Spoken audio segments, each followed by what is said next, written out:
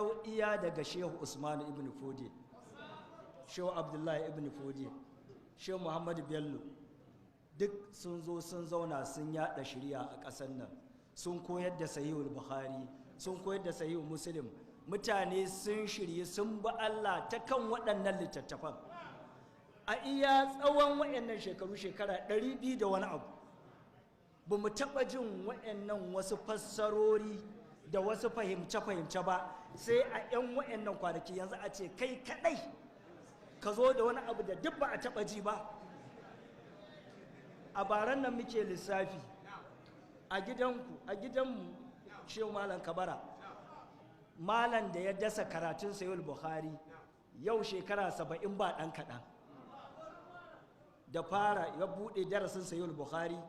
Tun yana yi tun ba a haife mu ba har aka haife mu muka zo muka ga ana yi, har ya zo ya wakilta karatun ma a hannunmu, ni da alkali, irin yadda aka wakilta halifa a tafsiri mu kuma ce sayul bukhari, ni da alkali mu za mu ci gaba da yi. Iya karatun da muka yi muka karanta buharin nan daga farko har ƙarshe a gun malam, mu taɓa jin wannan irin fahimtar ba. Kai kuma ba mu san da ka karanta buharin ka sauke shi a gaban malam.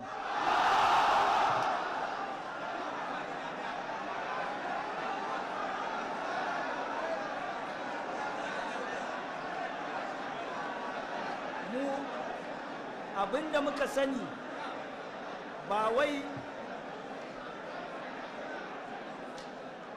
a gaya wa manzan Allah sallallahu alaihi wasallama ko wani sahabi wata magana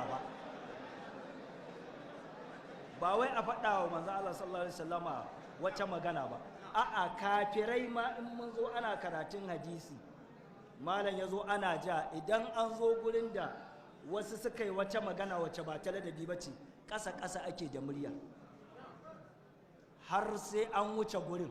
Wanda yake gaba ma ba kowa zai ji lafazin jan bakin ba kuma kowa zai ji fassarar ba. Kafiri fa in ya faɗa ba a so wai ai musharaka da shi kan an faɗi wannan magana. Tun daga har malam ya daina, yau shekara 31 malam ya dora min jan sahihul buhari, ni nake jan baki. Wataƙila a shekarun kama an ɗeba 31 ba mu san shaura shekara nawa ba. Saboda haka kamar da na faɗa, ni a gurina wannan rana ce wacce duk wanda suke cewa alatsi na uwan mai ƙarya, masu cewa an gudu ko ana tsoro ko to wannan taron amsa yake bayarwa cewa in akwai tsoro to an san a gurin inda tsoron yake. Fata dai Allah Ubangiji ya karfafi mai girma gwamna akan yanda aka ɗauko tafiyan nan, kada wata kwane-kwane ta shiga har sai an dire ga ƙarshe. Irin abin da musulunci ya tanadawa waɗanda suke irin wannan abu ya zama an kai ga an ɗabbaka wannan abu. Alfarman manzo Allah sallallahu alaihi wasallama da ɗan wannan kalmomi zan taƙaita a nan. Wassalamu alaikum wa rahmatullahi ta'ala wa barakatuh.